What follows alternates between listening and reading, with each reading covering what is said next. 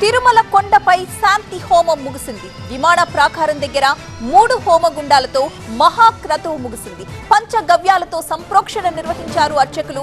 నెయ్యి వాడకం జరిగిన ప్రతి చోట సంప్రోక్షణ చేశారు. కాసేపట్లో స్వామివారి దగ్గర దినుసులు చల్లి కుంభప్రోక్షణ చేయబోతున్నారు అర్చకులు. లడ్డు కల్తీ అయిందన్న వివాదం నేపథ్యంలో శాంతి హోమం నిర్వహించారు. అయితే తెల్లవారుజామున 6 గంటలకు ప్రారంభమైన ఈ శాంతి హోమంలో టీటీడీ ఈవో శ్యామలరావు అలాగే డిప్యూటీ ఈవో పాల్గొన్నారు.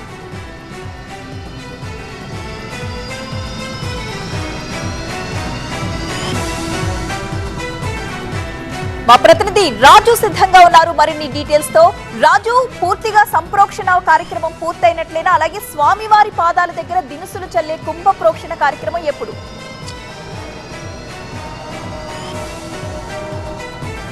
అంటే దాదాపు 4 గంటల పాటు తిరుమల శ్రీవారి ఆలయంలోని బంగారు బావి వద్ద ఏర్పాటు చేసినటువంటి యాగశాలలోనే యాగం ముగిసింది.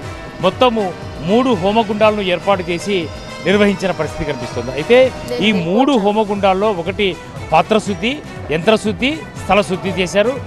మొత్తంగా ఇప్పుడు టీటీడీ అధికారులతో పాటు ఆలయ అర్చకులు, చిన్నజీఆర్, పెద్దజీఆర్ స్వాములతో పాటు ఆగమ పండితులు కూడా పాల్గొన్నారు. ఆగమ కమిటీ సలహా మేరకే పూర్తిగా హోమం జరిగింది. మనం చూడొచ్చు, కొద్దిసేపటి క్రితమే హోమం ముగిసింది.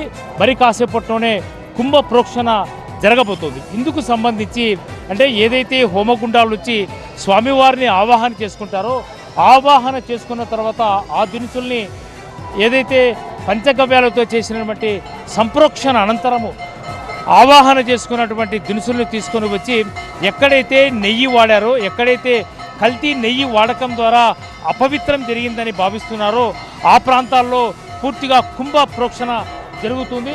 దీంతోనే పూర్తిగా మహాశాంతి యాగము పూర్తి అవుతుంది. ఈ మహాశాంతి హోమంలో ప్రధానంగా 3 హోమగుండాల్లో ఒక్కో దానికి ఒక్కో ప్రాధాన్యత ఉంటుంది. ఒకటి వాస్తు హోమం, అంటే ఇక్కడ ఇప్పటి వరకు కూడా ఏదైనా అపవిత్రం జరగడం ద్వారా ఏదైనా వాస్తు దోషం ఏర్పడిందా, దీనికి శాంతించే విధంగానే శాంతి హోమము నిర్వహించారు.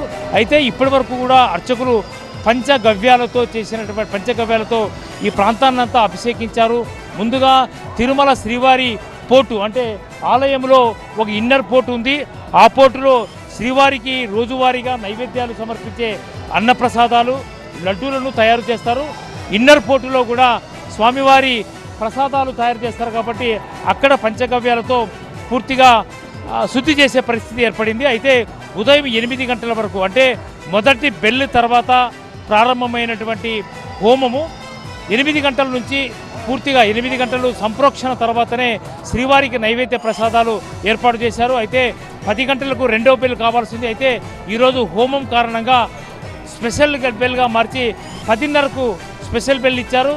ఈ ప్రత్యేక గంట తర్వాతనే హోమం ముగిసినట్టుగా తెలుస్తోంది.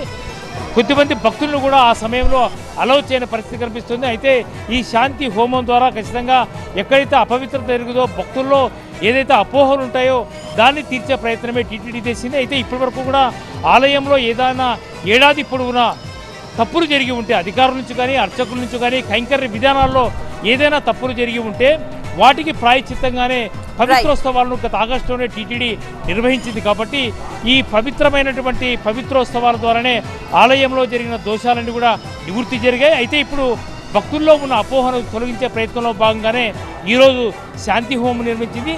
మరి కాసేపట్లోనే కుంభ ప్రోక్షణతో ఈ హోమం కూడా ముగియబోతోంది.